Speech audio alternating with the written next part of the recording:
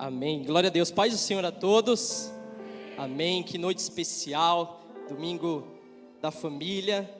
E mais especial ainda por conta da série, né? A pessoa do Espírito Santo. Quantos estão aí ansiosos pela palavra dessa noite?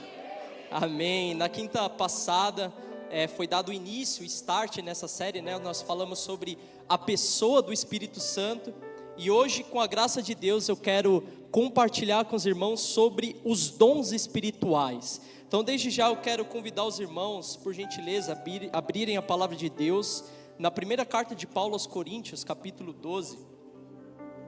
Glória a Deus. Primeira carta de Paulo aos Coríntios, capítulo 12, versículo 7.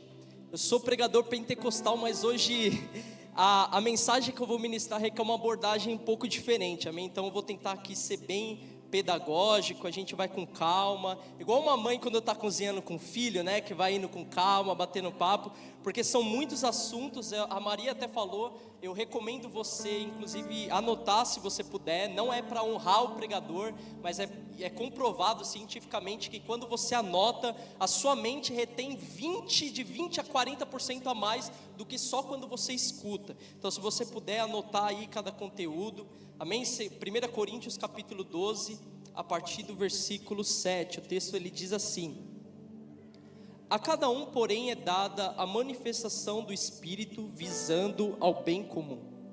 Pelo Espírito, a um é dada a palavra de sabedoria, a outro a palavra de conhecimento, a outro, versículo 9, pelo mesmo Espírito a fé, e a outro dons de cura pelo único Espírito.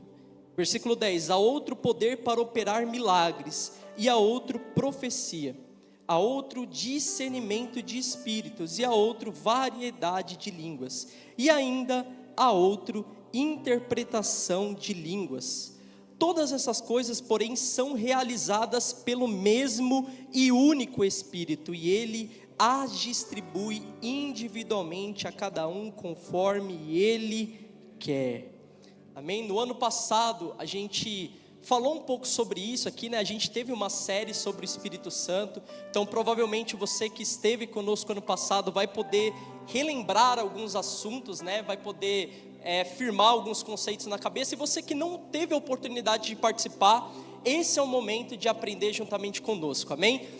Paulo, ele traz uma lista aqui em 1 Coríntios capítulo 12, uma lista extensa de 9 dons espirituais.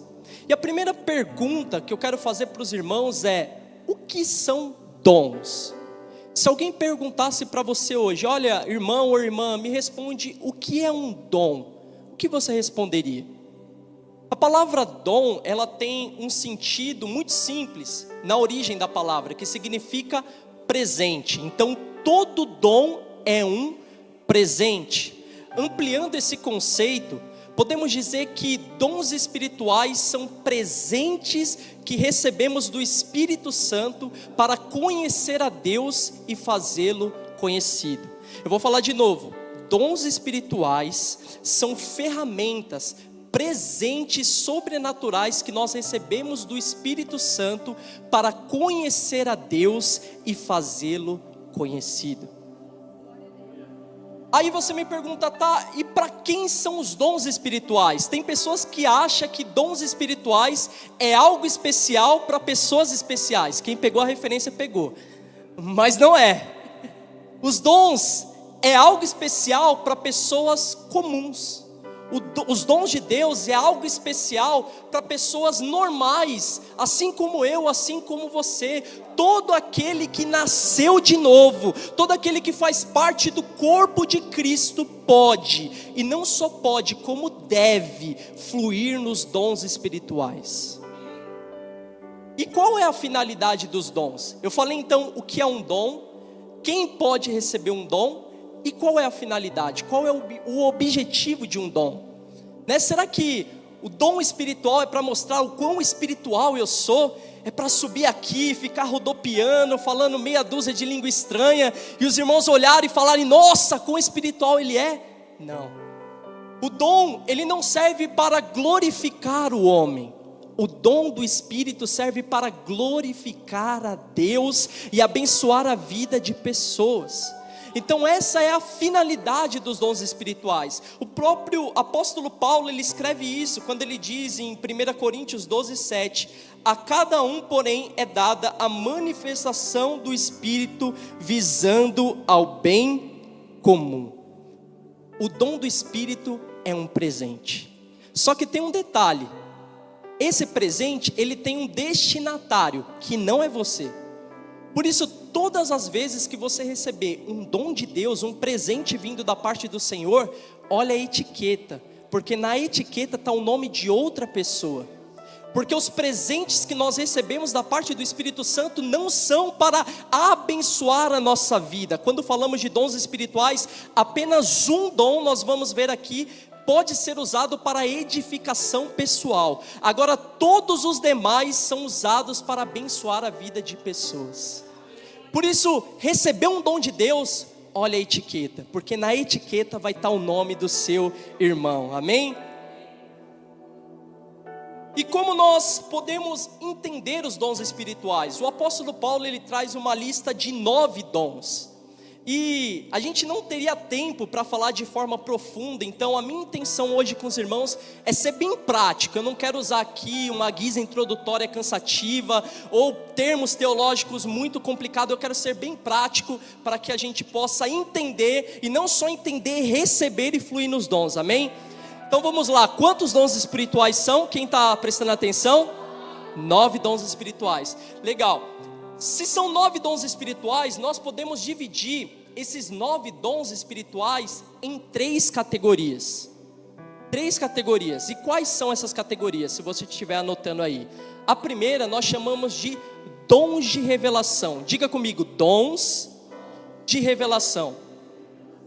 Dentro dos dons de revelação nós temos palavra de conhecimento, palavra de sabedoria e discernimento do Espírito. Depois nós temos a segunda categoria, que é a categoria chamada de dons verbais, ou dons de locução. Diga comigo, dons verbais. Dentro dessa categoria nós temos o dom de variedade de línguas, o dom de interpretação de línguas e o dom de profecia. E a terceira e última categoria é a categoria de dons de poder. Diga comigo, dons de poder. E dentro dessa categoria nós temos o dom da fé, e não confunda com a fé comum, é o dom da fé, dons de cura, que é o único que está no plural, e o dom de operar maravilhas, ou o dom de operar milagres, amém? Vocês pegaram aí? Então 3 categorias, dons de revelação, dons verbais e dons de poder. Agora, eu queria começar falando, deixa eu ver, vou começar pelos dons de revelação, amém? Então vamos falar primeiramente o que é uma palavra de conhecimento, o que é uma palavra de sabedoria e o que são discernimento de espírito. Mas antes de falar da dinâmica, de como funciona esses dons espirituais, eu queria falar primeiro da semelhança entre eles, porque eles se manifestam da mesma forma. Todos esses dons, eles vão ter 2 maneiras muito simples de serem manifestadas. A primeira é por meio do testemunho interior. Então se alguém te perguntar, irmão, como se manifesta os dons espirituais de Deus? Você vai responder, por meio do testemunho interior. E a segunda é por meio de visões ou de sonhos, que também biblicamente é chamado de visões noturnas. E aí visões eu acredito que fica fácil todo mundo saber, sim ou não? Visões é quando Deus ele te dá quase que um filme, uma revelação em imagem, e você consegue discernir aquilo que Deus está te revelando. Agora, o que é essa tal ou esse tal de testemunho interior? Sempre quando eu falo sobre isso, eu gosto de fazer uma pergunta que ilustra bem o que é o testemunho interior. E a pergunta é, quem aqui tem certeza da salvação? Deixa eu ver, levanta a mão, não precisa ter medo não. Quem tem certeza da salvação? Amém. Quantos aqui que falaram que tem certeza da salvação, tiveram um encontro com Jesus fisicamente? Jesus apareceu para você e falou, olha, o seu nome está escrito no livro da vida. Alguém já teve essa experiência? Alguém já viu um anjo descendo com uma xerox do livro da vida na mão e mostrando o seu nome lá? E como você tem certeza da sua salvação? Por duas formas: por meio da fé, o irmão falou aqui, que vem por meio da palavra, e por meio do testemunho interior. É difícil explicar, mas dentro de você existe uma confirmação, uma validação que diz que você é salvo. E por mais que humanamente é difícil explicar isso, a própria palavra de Deus explica. Quando Paulo escreve Romanos capítulo 8, versículo 16, ele diz o seguinte: que o Espírito de Deus, o Espírito Santo, testifica ao nosso espírito que nós somos filhos de Deus. Então isso é o testemunho interior, é quando Deus testifica algo ao seu espírito. E quando nós falamos dos dons espirituais, nós sempre se perguntamos o seguinte: eu pelo menos quando me converti, eu ouvi alguém falando que ouviu a voz de Deus, eu ficava imaginando, como que é a voz de Deus?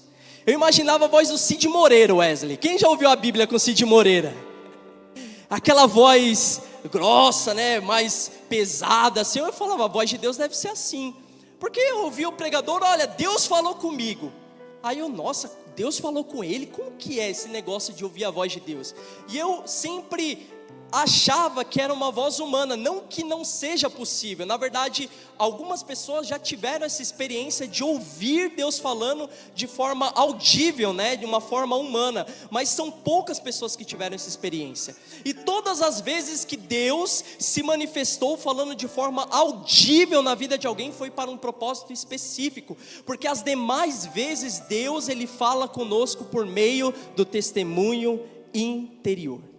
E aí tem outra pergunta que a gente faz, tá? E como eu faço para saber que é Deus falando comigo ou que é algo da minha cabeça? Como eu faço para saber, Claudião, se aquilo que está sendo gerado dentro de mim é algo que está vindo do Espírito, ou é algo que eu estou pensando, ou é algo dos meus sentimentos, das minhas emoções? Como eu faço para saber isso? A resposta é, irmão, pratica. Não tem como você conseguir distinguir se é Deus ou se é os seus sentimentos, se você não exercitar.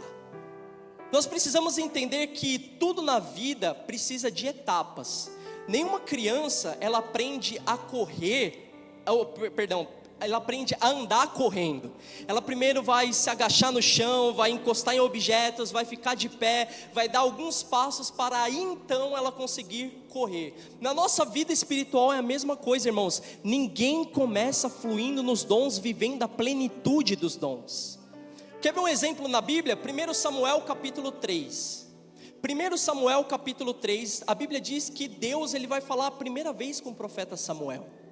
E o profeta Samuel, ele não tinha experiência com Deus, ele não sabia como era a voz do Senhor.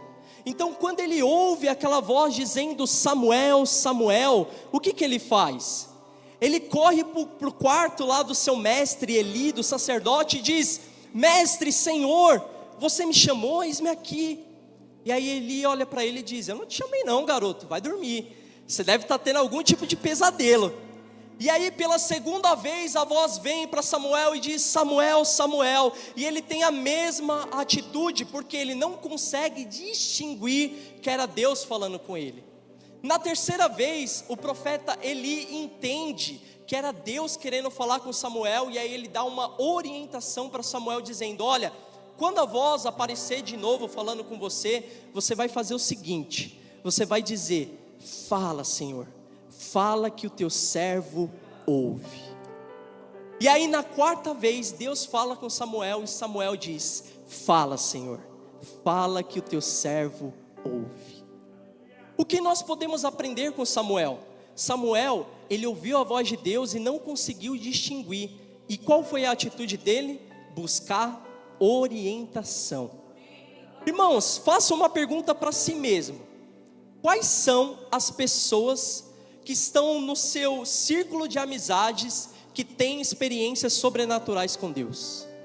Quais são as pessoas que têm intimidade no Senhor e que pode te orientar durante esse processo? Nós precisamos de mentores, nós precisamos de pessoas na qual nós vamos recorrer e dizer: isso aqui é a voz de Deus ou não? Eu no começo da caminhada eu fazia muito isso com o meu pastor, o pastor Roberto. Eu falava: pastor, eu estou tendo um pensamento desse tipo, é Deus falando comigo ou não é? E ele me orientava. Nós precisamos de orientação. E a segunda forma é exercitando. Então quando você sentir algo dentro de você, irmãos, não ignora. Pelo amor de Deus, não pensa que é algo da sua cabeça. Eu lembro que durante uma dessas interações que eu tive com o meu pastor, ele disse: Tom, se você sentir de abraçar alguém, você não é tão bom assim de querer abraçar alguém por si só. Sabe, a sua carne jamais vai querer abraçar alguém. Então se Deus está falando para você ir lá e abraçar alguém, é porque é algo gerado pelo Espírito Santo de Deus. Se tem algo sendo gerado dentro de você, que é ir lá e entregar uma palavra para uma pessoa, irmãos, nunca na sua mente você vai pensar isso. Então é o próprio Espírito Santo gerando dentro de você a oportunidade de fluir nos dons espirituais.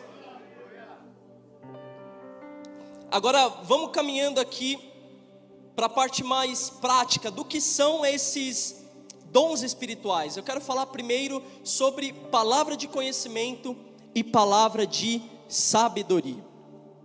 E a primeira coisa que nós precisamos entender é que quando eu falo conhecimento e sabedoria, eu não estou falando de conhecimento e sabedoria que você vai lá e compra um livro, faz um curso, participa de uma palestra e adquire esse conhecimento. Não se trata de elementos naturais. Quando nós falamos palavra de conhecimento e palavra de sabedoria, é um fragmento do conhecimento de Deus, é um fragmento da sabedoria do Senhor, que é revelada a nós em momentos específicos para finalidades específicas. E qual é essa finalidade? Abençoar a vida de pessoas. Então isso é palavra de conhecimento e palavra de sabedoria. E qual é a diferença dessas duas? A palavra de conhecimento é quando Deus ele te revela algo que está acontecendo, algo no presente, algo que alguma pessoa está passando. Um exemplo bíblico disso, João capítulo 4.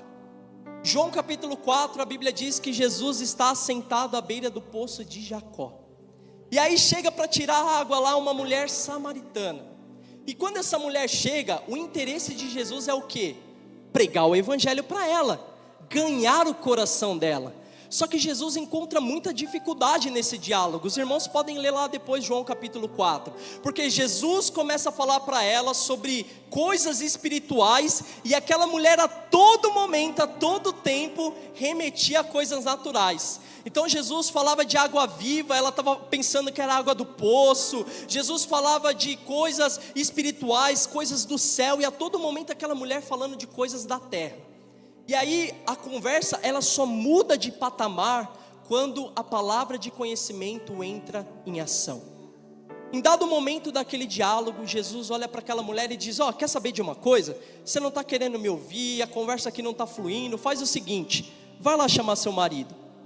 Aí aquela mulher já se espanta: como assim chamar meu marido? Porque eu não tenho marido. Aí Jesus diz: disseste bem, porque você já teve 5, e o que está com você agora não é o seu marido. Aquela conversa que estava difícil até aquele momento se torna fácil, porque aquela mulher olha para Jesus e diz: meu Deus, vejo que tu és profeta. Por que que ela disse isso? Porque Deus, Jesus, usou ali, fluiu através de um dom do Espírito, que é a palavra do conhecimento, e trouxe um fato que aconteceu e que estava acontecendo na vida dela, e o nome de Jesus foi glorificado. Então todas as vezes que Deus entrega para alguém uma palavra de conhecimento, não é porque Deus é fofoqueiro, e Ele está lá no céu e não se aguenta e precisa contar para alguém. Não é isso. Todas as vezes que Deus entrega uma palavra de conhecimento para alguém, é porque Ele quer manifestar a glória dEle na vida daquela pessoa. No caso da mulher samaritana, nós sabemos qual foi o desfecho. Aquela mulher foi alcançada, irmãos, e no mesmo momento ela se tornou uma missionária. Ela voltou para Samaria anunciando: ei, eu encontrei Jesus, eu encontrei o Messias, porque Ele tem dito tudo aquilo que eu tenho feito. Olha como é importante nós fluirmos, irmãos, nos dons espirituais. E agora falando sobre a palavra de sabedoria, Um outro exemplo bíblico para ficar mais simples. Enquanto a palavra de conhecimento ela está relacionada a algo do presente e passado, a palavra de sabedoria, ela sempre vai estar ligada a algo do presente e futuro, porque a palavra de sabedoria ela traz consigo não só uma revelação, mas uma orientação, uma palavra de direcionamento. Um exemplo bíblico disso no Antigo Testamento, Gênesis capítulo 41. Gênesis capítulo 41, a Bíblia diz que José, ele está na prisão. E aí Faraó do Egito, ele tem 2 sonhos. Ele sonha com 7 vacas gordas e 7 vacas magras. Ele sonha com 7 espigas graúdas e 7 espigas ressequidas. E ele não consegue entender, ele não consegue discernir aquilo que ele sonhou. Aí ele pega e chama José, manda chamar José. E quando José chega até Faraó, José ele não só revela o sonho de Faraó, como ele dá uma orientação sobre aquilo que Faraó deveria fazer. José olha para Faraó e ele diz: olha, você teve 2 sonhos, mas o significado é um só. 7 anos de fartura, 7 anos de escassez. Nos 7 anos de fartura, coloca alguém que saiba administrar bem os recursos, porque nos 7 anos de fartura essa pessoa vai guardar, vai armazenar o tanto de alimento que puder, para quando chegar o tempo de escassez não passar fome. E o que acontece? Todas as regiões passam fome, todas as nações estão passando dificuldade, e o Egito está abastecido, porque alguém fluiu numa palavra de sabedoria. Então a palavra de sabedoria é isso, é uma revelação de um fato seguida de uma orientação, de um conselho. Eu sei que no meio pentecostal, o irmão que revela, aquele irmão que é usado nos dons de revelação, ele é chamado de profeta. E aí tem uma grande confusão nisso. Por quê? Na lista de 9 dons espirituais, existe um dom chamado de dons de profecia.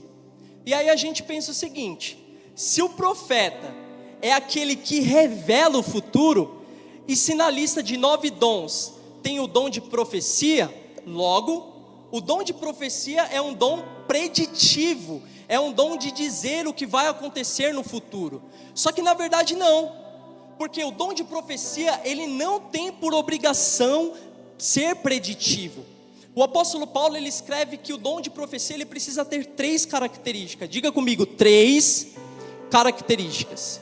E quais são as características do dom de profecia? Trazer encorajamento, edificação e consolação. Encorajamento, edificação e consolação. Ele não diz que precisa ser preditivo. Ele não diz que precisa prever o futuro. Ele pode até sim tocar em assuntos do futuro, mas não é obrigação. Por isso que eu digo que o dom que tem mais relação com o futuro, sem dúvidas, é o dom de palavra de sabedoria. Amém? Vocês estão entendendo? Tá legal, estou indo muito devagar, estou muito pentecostal, eu não tenho aqui a maestria do Arnaldo para ensinar, amém, irmãos? Mas eu tô tentando, amém? Então vamos lá. Dito isso, você fala assim: tá, irmão, eu entendi o que é palavra de conhecimento, eu entendi o que é palavra de sabedoria, mas como faço para fluir nesses dons? E a resposta é: primeiro você precisa querer. Filipenses capítulo 2, verso 13, o apóstolo Paulo escreve que Deus realiza em nós tanto querer quanto o realizar. Então, irmão, se você não quer, se você não busca, se isso para você é um assunto desinteressante, desculpa te dizer, mas você não vai viver experiências sobrenaturais com Deus nunca. Porque o primeiro requisito é você querer, é você desejar. Mas eu tenho uma boa notícia para te dar: se você quer, se você busca, se você deseja, nesse ano de 2024, Deus vai usar poderosamente a sua vida. Isso aqui é só para quem crê, irmãos. É só para quem está buscando, é só para quem está orando, é só para quem fala: Deus, eu não quero só aprender, mas eu quero viver os dons espirituais na minha vida. Aleluia.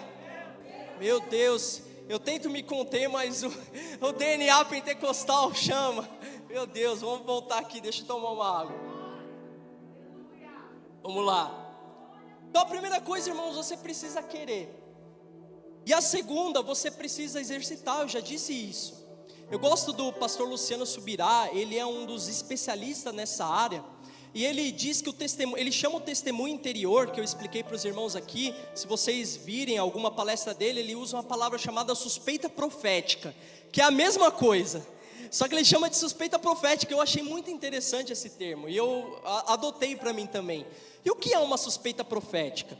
Sabe quando você está num culto como esse, e aí você olha para uma pessoa, e você não entende, você não sabe o motivo, o porquê, mas dentro de você existe algo que te diz que Deus quer falar com aquela pessoa de alguma forma. Já aconteceu com alguém aqui? Você não sabe por quê, você não entende. Você olha, você bate o olho numa pessoa e dentro de você queima uma chama, um fogo e diz: Deus quer se manifestar na vida dela de alguma forma. Isso é uma suspeita profética. E o que você precisa fazer quando isso acontece? Você precisa exercitar. Você não pode dizer assim: é coisa da minha cabeça, eu não vou ficar aqui no meu lugar de boa, eu não vou me expor. Para quê? Para que eu vou lá falar com o irmão? Não, vou ficar aqui não. Você precisa fazer igual Samuel. Fala, Senhor, fala que o teu servo ouve.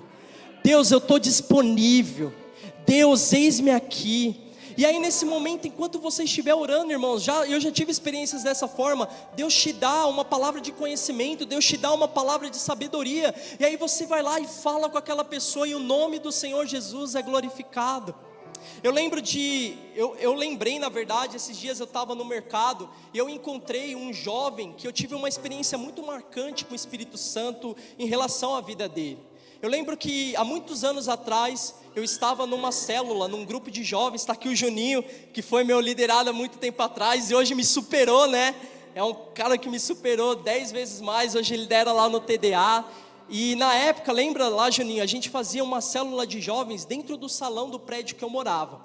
E aí, entrou um menino que eu não sei até hoje quem convidou ele. Não sei, ele entrou lá para participar do culto, e quando ele pisou o pé naquele lugar, eu senti dentro de mim que Deus queria falar com ele. E eu falava: não, é loucura, eu não conheço ele, nunca vi na minha vida, não sei quem chamou, não sei quem convidou, é doideira isso aí.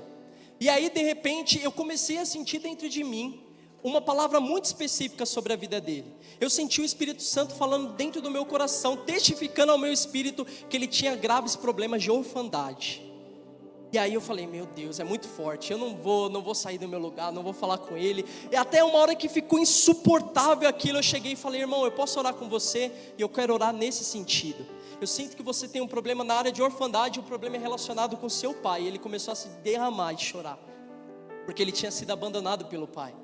E até aquele dia ele não conseguia perdoar o seu próprio pai, e ele não conseguia se relacionar com Deus, porque as pessoas diziam que Deus era pai, e ele via Deus como alguém que abandonava, ele via Deus alguém que ele não encontrava refúgio, então ele não conseguia ter esse relacionamento com o Senhor. E aí eu orei por ele, a glória de Deus foi manifestada no final daquela célula, no final daquela reunião, ele entregou a vida dele para Jesus. E esses dias eu encontrei ele aqui no mercado, eu falei: e aí, irmão, tudo bem? Ele: tudo bem, estou firme na igreja, irmãos. Eu, minha mãe, minhas irmãs, nós estamos firmes na igreja, servindo ao nome do Senhor Jesus. O que eu quero dizer com isso, irmãos, não é para minha honra, não é para minha glória. O que eu quero dizer, irmãos, quando Deus colocar algo no seu coração, fale. A gente fica com medo: mas e se eu falar e não acontecer? E se eu orar e a pessoa não ser curada? Irmão, não se preocupa com a sua autoimagem. Uma pessoa pode ser salva por uma palavra que sai da sua boca.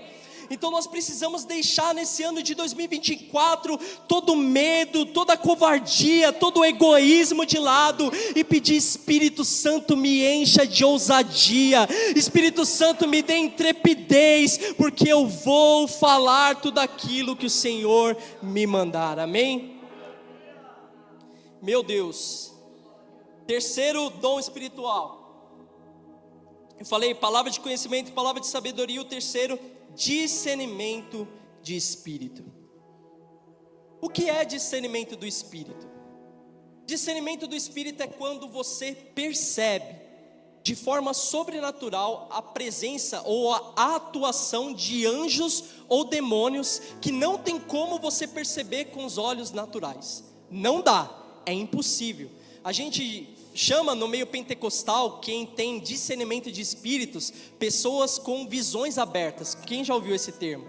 Pessoas que conseguem ver anjos, pessoa que consegue ver demônios, é uma pessoa que tem sensibilidade no espírito, que recebeu um dom para perceber o mundo sobrenatural de uma forma diferente.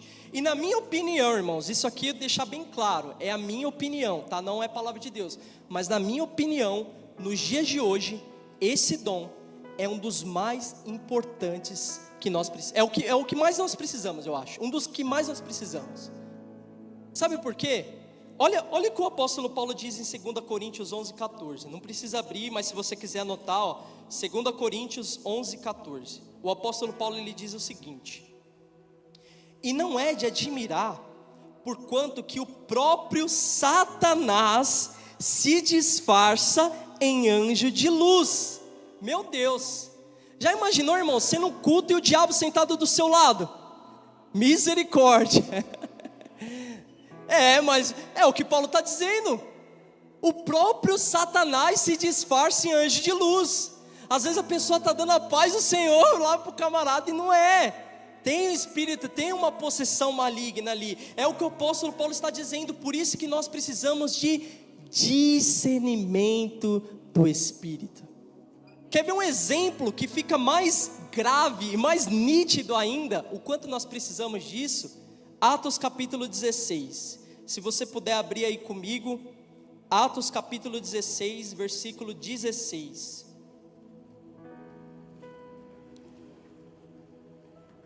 Atos 16, o texto diz assim: e aconteceu que, indo nós para o lugar de oração, veio ao nosso encontro uma jovem possuída de espírito adivinhador, a qual adivinhando dava grande lucro aos seus donos. Olha que interessante, a mulher estava revelando coisas, mas ela não estava sob a influência do Espírito Santo, ela estava com o espírito adivinhador. E sabe o que o texto diz? Que ela ganhava muito lucro, rendia muita grana, muito dinheiro. Por isso, irmãos, cuidado com os profetas do Pix que tem na internet aí. Cuidado com os profetas do Pix que tem no Instagram. Você abre a live, o camarada está dizendo ali assim, o seguinte, manda um Pix aqui nessa conta que eu revelo o que está acontecendo na sua vida agora. Irmãos, isso não é Espírito Santo de Deus, nunca, porque o Espírito Santo de Deus, ele não vem para escravizar as pessoas, o Espírito Santo de Deus não vem para tirar dinheiro do povo, o Espírito Santo de Deus se manifesta para abençoar a vida de pessoas. Então todas as vezes que você vê lá um camarada na internet pedindo dinheiro para revelar, irmãos, pode vigiar que esse cara aí não está sob a influência do Espírito Santo. Aí olha o que o texto continua dizendo, versículo 17: e seguindo a Paulo e a nós, gritava dizendo: esses homens são servos do Deus Altíssimo, e anuncia a vocês o caminho da salvação. Irmãos, olha isso, quem está falando isso aqui é a menina que está com demônio, e ela está falando, olha, esses homens são servos do Deus Altíssimo, e anuncia a vocês o caminho da salvação. Ela está falando alguma mentira? Não. Se fosse nos dias de hoje, dependendo da pessoa, até ia chamar ela para fazer parte do ministério. Ia falar, o que hoje? Vem cá, você está abençoando, falando bem de mim. Não, vem cá, você vai fazer parte do nosso grupo. Porque ela estava dizendo para as pessoas, olha, segue ele é um homem de Deus, ele está anunciando a verdade. Mas olha a importância do discernimento de espírito.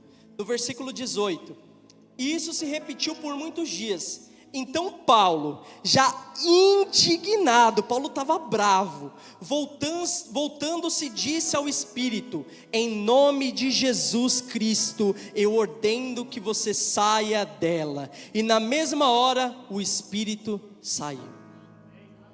Enquanto muitas pessoas ali não perceberam o que estava acontecendo, Paulo olhou para aquela mulher e diz: ela não está sob influência do Espírito Santo, ela está com espírito de adivinhação. Em nome de Jesus, sai dela agora. Por isso que nós precisamos de discernimento de espírito nesse tempo. Para quê? Para desfazer as ciladas do maligno, para desmascarar os falsos profetas, para desmascarar aqueles que falam que são de Deus e não são de Deus, estão sob a influência de espíritos malignos, irmãos. Será que tem alguém aqui que pode nessa noite orar: Deus, me dá discernimento de espírito? Segunda categoria é a categoria dos dons vocais. Eu vou correr aqui para a gente terminar. Categoria dos dons vocais. Dentro de dons vocais nós temos 3 dons específicos: variedade de línguas, interpretação de línguas e profecia. Variedade de línguas é o único dom que é usado para edificação pessoal. Então, quando uma pessoa está orando em línguas, o próprio apóstolo Paulo escreve, 1 Coríntios 14:2, quem fala em línguas não fala aos homens, mas a Deus. De fato, ninguém entende. Em espírito fala mistérios. Então, para que serve o dom de variedade de línguas? É um dom de edificação própria. Quando uma pessoa está orando em línguas, ela está edificando o seu espírito. Mas se não tem o segundo dom, que é o dom da interpretação, não tem benefício para a igreja. Por isso que o apóstolo Paulo escreve, 1 Coríntios 14:5, ora, eu quero que todos vocês falem línguas, mas, sobretudo, que profetizeis. Pois maior é quem profetiza do que quem fala em línguas, a não ser que as interprete, para que a igreja receba edificação. Então, o dom de interpretação de línguas, ele serve exatamente para trazer edificação para o corpo de Cristo. Como funciona isso? Uma pessoa está orando em línguas e alguém que tem o dom de interpretação de línguas, ela consegue interpretar na língua humana aquilo que está sendo orado. E aquilo, quando ela interpreta aquela mensagem, o resultado vai ser como uma profecia, vai ser muito parecido com uma profecia. Por isso que Paulo diz que quem profetiza é maior do que quem fala em línguas. Ele não está falando que é mais importante, ele só está querendo dizer o seguinte: olha, quando você está orando em línguas, só você está sendo edificado, mas quando você está profetizando, ou quando há interpretação de línguas, todo o corpo de Cristo está sendo edificado. Imagina se eu subisse aqui, irmãos, e ficasse meia hora, e acabar o culto, vocês iam entender alguma coisa? Não, porque edifica o próprio Espírito. Eu sei que a gente pentecostal pega o microfone, às vezes ora em línguas, não se controla, né? Mas não dá para o camarada chegar e só pregar uma mensagem inteira de língua estranha, não dá, porque precisa edificar o corpo de Cristo, amém? Então, variedade de línguas, interpretação de línguas é dar sentido àquela oração que está sendo feita. E o terceiro dom, e aqui nós vamos falar um pouco mais de detalhes, é o dom de profecia. Quantos aqui acreditam que Deus fala? Deixa eu ver. Você acredita de verdade, irmão? Como que Deus fala? Deus, ele fala primeiramente através da sua palavra. A palavra de Deus é o meio pelo qual nós julgamos todas as demais profecias. Agora, a segunda maneira de Deus falar, ele fala de uma forma coletiva, mas ele fala de uma forma individual e personalizada por meio das profecias. E aí a gente precisa entender o que é profecia. 1 Coríntios capítulo 14, versículo 3, o apóstolo Paulo, ele traz elementos essenciais para quem profetiza.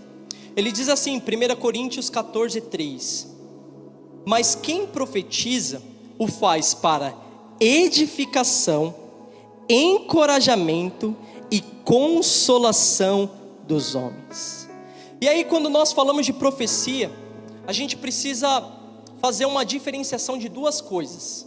A primeira, o dom de profecia é diferente do ofício e ministério profético. Irmãos, não dá tempo da gente entrar nisso a fundo, mas uma coisa é o camarada ser profeta, ele ter o ofício de profeta. Efésios capítulo 4, verso 11, o Paulo diz que Deus separou uns para apóstolos, pastores, mestres, evangelistas e profetas. Isso são dons ministeriais. Quando a gente fala de profeta, não confunda com dom de profecia, são duas coisas diferentes, amém? Amém. Segunda coisa, o dom de profecia não precisa ser preditivo, a gente precisa tirar esse mito da nossa cabeça. Quer ver um exemplo simples de palavra profética que não é preditiva? Você está num culto, e aí você chega num culto orando, pedindo uma confirmação de Deus para alguma situação, para alguma coisa que você já está orando a Deus, no presente. Você está pedindo: Deus, olha, eu preciso saber se eu preciso entrar nesse projeto, se eu posso, se eu não devo, se é certo eu fazer isso ou não. E aí de repente você está num culto, uma pessoa que não sabe, não conversou com você, vem até você e diz: olha, irmão, Deus é contigo nesse projeto, Deus é contigo nisso que você está pedindo. Você olha para aquela pessoa e diz: meu Deus, como que ela sabe disso? Aquela mensagem, ela não está revelando o futuro, aquela mensagem está trazendo encorajamento para algo que já está dentro do seu coração. Outro exemplo, você chega no culto arrebentado, e eu louvo a Deus por quem tem dom de profecia nesses momentos. Você chega no culto, irmão, arrebentado, cansado, moído pelo Espírito, sabe, você não quer falar com ninguém, você está ali triste, aconteceu alguma situação na sua vida, e aí de repente vem uma pessoa e te abraça e te dá uma palavra de consolo. Naquele momento aquela pessoa está sendo usada com palavras de profecia, porque aquilo que a pessoa está dizendo está trazendo consolo para a sua alma. É bom ou não receber palavras de profecia, sim ou não? Mas nesse ano de 2024 você não vai só receber, você vai ser usado para entregar palavras de profecia para pessoas. Outra coisa que nós precisamos entender quando falamos de palavras de profecia é que, como interlocutor, como aquele que recebe a palavra de profecia, muitas vezes a informação que recebemos de Deus não vai fazer sentido na nossa cabeça. Não vai fazer sentido. Por quê? Eu sei o que a pastora Vilma está orando no secreto? Não. Eu sei o que passa na cabeça dela? Não. Mas às vezes Deus pode me dar uma palavra de profecia para trazer encorajamento, edificação e consolo para ela. Para mim não faz sentido, mas quando eu falar para ela vai fazer total sentido, porque ela está dentro da situação. Eu vi um exemplo esses dias de um pastor, presta atenção nesse exemplo que ilustra bem isso. Ele estava orando por uma moça. Enquanto ele estava orando por essa moça, ele teve uma visão. E sabe qual foi a visão dele? Bizarra. Ele viu uma esteira de academia. E aí ele falou: meu Deus, o que isso significa? Não faz sentido nenhum. Ele orando pela moça e ele viu ela correndo numa esteira de academia. Ele: beleza, eu sei o que é esteira de academia, mas isso para mim não faz sentido nenhum. E aí ele resolveu compartilhar aquilo com aquela moça. E quando ele falou, a moça começou a chorar. E ela disse: essa foi a oração que eu fiz hoje de manhã para Deus. Eu disse: Senhor, a minha vida está como uma esteira de academia. Eu corro e não saio do lugar. Eu ando, me esforço e não vou a lugar algum. Fazia sentido para o profeta? Não. Mas fazia sentido para a mulher? Quer ver um exemplo na Bíblia? Para vocês não falar que eu estou viajando, eu estou sendo herege. Atos 21, versículo 8. Atos 21 é a terceira viagem missionária de Paulo. E Deus tinha falado para Paulo, tinha colocado no coração de Paulo que ele ia para Jerusalém.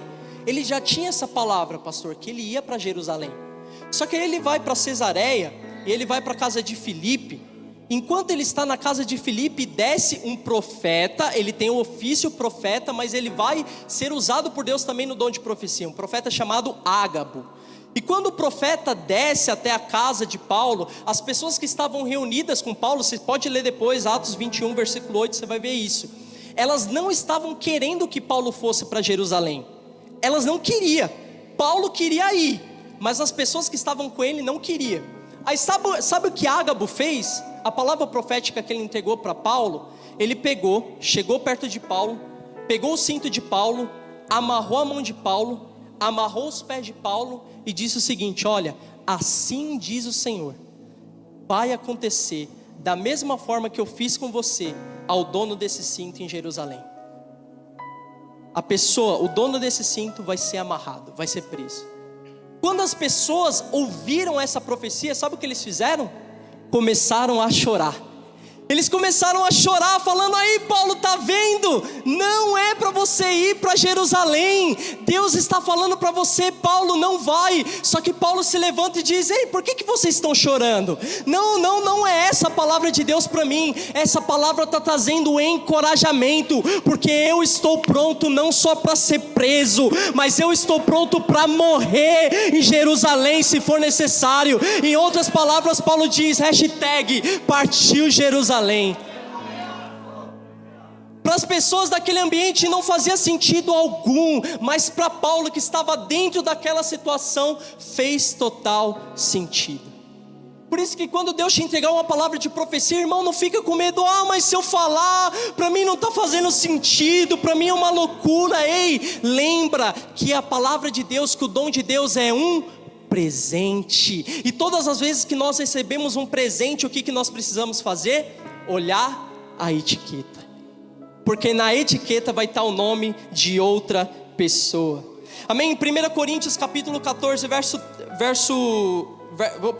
Coríntios 13:9, o apóstolo Paulo ele diz o seguinte: em parte conhecemos, em parte profetizamos. Então não queira conhecer a profecia completa, se o próprio apóstolo Paulo está dizendo: olha, em parte você conhece. O pastor que orou pela mulher, sabia o que era uma esteira, sim ou não? Em parte conhecemos. Mas ele sabia o que aquela mulher estava passando, sim ou não? Não, em parte profetizamos.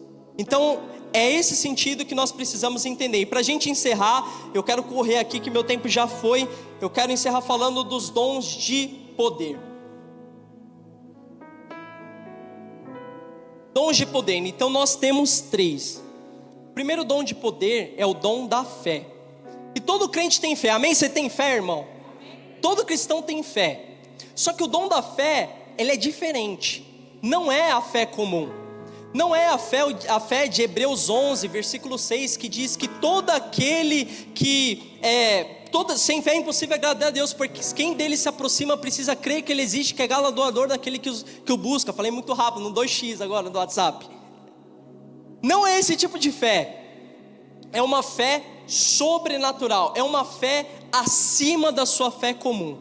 Sabe momentos que você está diante de um problema e a sua fé não é suficiente?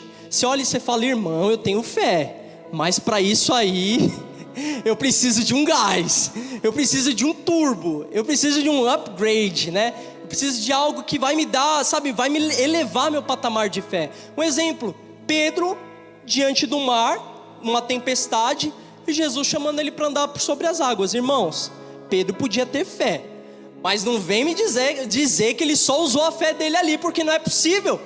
Todos os outros discípulos estavam no barco, por que só Pedro foi? Ele teve fé para ir até a ponta, mas o que fez ele caminhar sobre as águas foi uma porção especial de fé que ele recebeu. Tem pessoas que até brincam que quando Pedro resolveu usar a fé dele, o que aconteceu? Ele afundou. Quando Pedro ele estava usando a fé sobrenatural, a fé que vinha do Espírito, ele caminhou por sobre as águas. Mas aí quando ele resolveu usar a fé dele, ele começou a olhar para a tempestade, para o vento, e ele afundou. Então quando nós falamos de dom de fé, é isso. É uma medida de fé sobrenatural que nós recebemos do Espírito Santo para momentos específicos. Amém? Dons de cura. Dons de cura tem uma curiosidade, porque é o único dom que aparece no plural. Você pode ler aí na sua Bíblia. Não é dom de cura, é dons de cura. E eu fui estudar e pesquisar, até no ID, o pastor Walter explica um pouco sobre isso. Muitos teólogos e estudiosos acreditam que a palavra aparece no plural, porque quando se trata de cura, parece que Deus prefere usar especialista do que clínico geral. Como assim? Tem pessoas que recebem de Deus uma porção para atuar em enfermidades específicas. Eu não sei se você conhece alguém, por exemplo, tem pessoas que quando oram por coluna, quando oram por ossos, ela tem mais êxito do que quando ora por dor no estômago, por exemplo. Tem pessoas que quando ora por cegueira, por surdez, tem mais êxito do que uma pessoa que ora por câncer. Então muitas pessoas acreditam que a palavra está no plural por causa disso, porque existe uma variedade de dons dentro do mesmo dom de cura. Eu conheci, por exemplo, um missionário do Nepal, o Antenor, e ele, sentado na mesa com ele, irmãos, ele contava experiências de cura de cego e de surdo, como se fosse uma dor de cabeça, como se fosse a coisa mais normal do mundo, e era sempre a mesma coisa: surdez e cegueira, surdez e cegueira, surdez e cegueira. Falei, não tem um paralítico aí no meio não tem a ressuscitação de mortos. Não tinha, era sempre ali, porque eu creio que ele tinha recebido de Deus uma envergadura para tratar enfermidades específicas. Amém? Faz sentido ou não? E como nós podemos fluir nesses dons, irmãos? Marcos 16,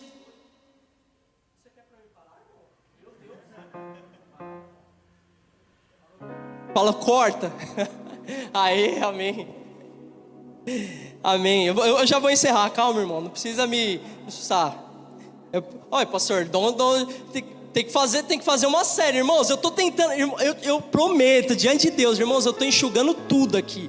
Não dá para falar de 9 dons e eu estou tentando aqui, mas vai dar certo, amém? Vocês estão entendendo? Marcos 16, 18, diz assim, e porão as mãos sobre os enfermos e os curarão. Irmãos, você quer ver cura? Ora por cura. Sabe, quando Deus te mostrar uma enfermidade, lembre-se, quando Deus mostra algo é porque Ele quer manifestar a glória dEle. Então quando você estiver num culto e Deus te mostrar alguém que está com alguma enfermidade, vai lá, impõe as mãos e declara em nome de Jesus: seja curado, seja curada, e você vai ver a glória de Deus se manifestando na sua vida. E por último, eu já vou encerrar, que o pessoal do áudio está me boicotando ali. Dom de operação de maravilhas. A gente falou do dom da fé, dom de cura. O que é a operação de maravilhas? Eu escrevi um monte de coisa aqui, mas para resumir tudo: é cura, dom de cura. Não é cura, mas é sobrenatural, dom de operar maravilhas. Exemplo: andar por sobre as águas é sobrenatural, sim ou não? É cura, operação de maravilhas. Transformar água em vinho é cura, é sobrenatural, operação de maravilhas. Abrir o mar vermelho é cura, é sobrenatural, operação de maravilhas. Então tudo aquilo que é sobrenatural, mas não está dentro de cura, operação de maravilhas. Amém? Eu quero ler um último versículo e aí eu vou encerrar agora de verdade. 2 Timóteo capítulo 1 verso 6. Esses foram todos os dons espirituais. Vocês conseguiram anotar aí? Sim ou não? Meu Deus, eu acho que não, hein? Abra comigo 2 Timóteo capítulo 1 verso 6. Eu vou ler esse texto e a gente encerra. 2 Timóteo capítulo 1 versículo 6 diz: pois essa razão, te admoesto que reavives o dom de Deus que há em ti, pela imposição das minhas mãos. Porque Deus não nos tem dado espírito de covardia ou de medo, mas de poder, de amor e de moderação. Irmãos, olha para mim aqui, eu encerro. O Espírito Santo de Deus não nos deu espírito de medo. O Espírito Santo não nos deu espírito de covardia. E sabe o que mais nos impede de fluir nos dons? É o medo. Só que o nosso medo é um medo egoísta. Porque sabe qual é o nosso medo? O nosso medo é, Thales, e se eu orar e a pessoa não ser curada? Eu vou ser envergonhado. E se eu falar algo e não for de Deus? E se eu falar e aquilo não fazer sentido para aquela pessoa? Irmãos, o nosso medo está ligado ao egoísmo. O nosso medo está ligado à nossa autoimagem. Mas em nome de Jesus, diga a partir de hoje: todo medo vai embora da minha vida, toda covardia vai embora da minha vida. Eu não estou preocupado com a minha autoimagem. Eu não estou preocupado o que o irmão A, o que o irmão B, o que o irmão C vai pensar de mim. Eu estou preocupado em entregar uma mensagem do meu Pai. Versículo 7 ele diz: olha, Deus não nos deu o espírito de covardia, Deus nos deu o espírito de amor, de moderação, para que nós venhamos fluir nos dons espirituais. Eu declaro sobre a sua vida, meu irmão, minha irmã, que nesse ano de 2024, o medo não vai te dominar, o medo, a covardia não vai ter mais espaço no seu coração, porque da sua boca sai palavras de vida, da sua boca sai palavras de bênçãos, da sua boca sai palavra de salvação. Existem pessoas que estão precisando de um milagre, e Deus vai usar a sua vida como resposta nessa geração para os milagres das pessoas, amém? Se você crê nessa mensagem, aplauda bem forte o nome do Senhor Jesus. Se coloque de pé no seu lugar.